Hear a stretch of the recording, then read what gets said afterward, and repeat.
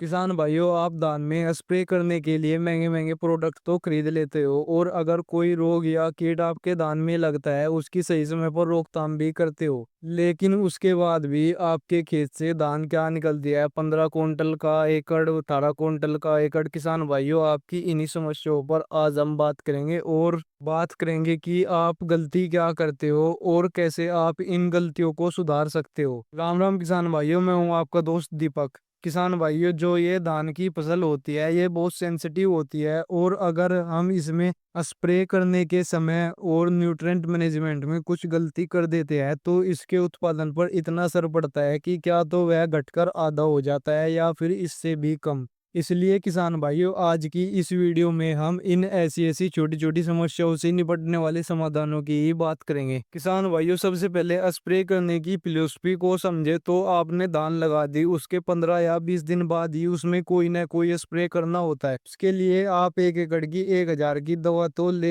आते हो,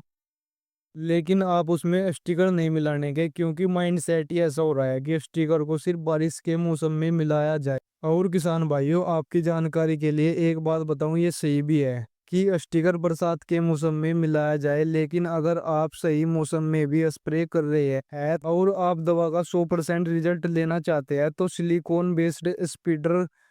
वो दवा के साथ जरूर मिलाए, और फसल बढ़वार के लिए कोई ना कोई ग्रोथ प्रमोटर जरूर मिक्स करे। और किसान भाइयों, धान की फसल में स्प्रे करते समय एक अहम और जरूरी बात यह ध्यान रखनी चाहिए कि अगर आपकी धान की फसल फ्लोवरिंग स्टेज पर है, मतलब उसमें बूर आ रही है, तो उस समय आपको उसमें अगर स्प्रे करना है तो दिन के दूसरे पैर में करना चाहिए, मतलब आपको 2 बजे के बाद ही करना चाहिए। अब सवाल आता है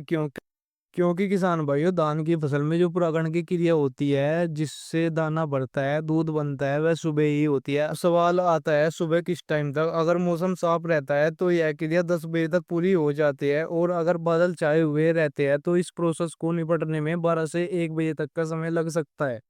और किसान भाइयों, रही न्यूट्रिएंट मैनेजमेंट की बात, उसके लिए आपको अपनी फसल में एनपीके जैसे स्थूल पोषक तत्वों के साथ साथ जिंक और मैग्नीज जैसे सूक्ष्म पोषक तत्वों का प्रयोग करना चाहिए, क्योंकि जिंक जैसे पोषक तत्वों का प्रयोग करने से उसकी कमी से होने वाले रोग जैसे खैरा रोग जैसे रोगों से निपटने की समस्या का समाधान तो होता है, उसके साथ साथ जिंक उत्पादन बढ़ाने में भी मैक्रो न्यूट्रिएंट की तरह कार्य करता है। तो इस प्रकार किसान भाइयों, आज हमने बात की धान में स्प्रे कैसे और कब करना चाहिए, और उसमें कौन कौन से उर्वरकों का प्रयोग करना चाहिए। किसान भाइयों, अगर आपको जानकारी अच्छी लगी हो तो वीडियो लाइक करें, और ऐसी ही किसानों से जुड़ी जानकारियों को प्राप्त करने के लिए चैनल को सब्सक्राइब करें। धन्यवाद।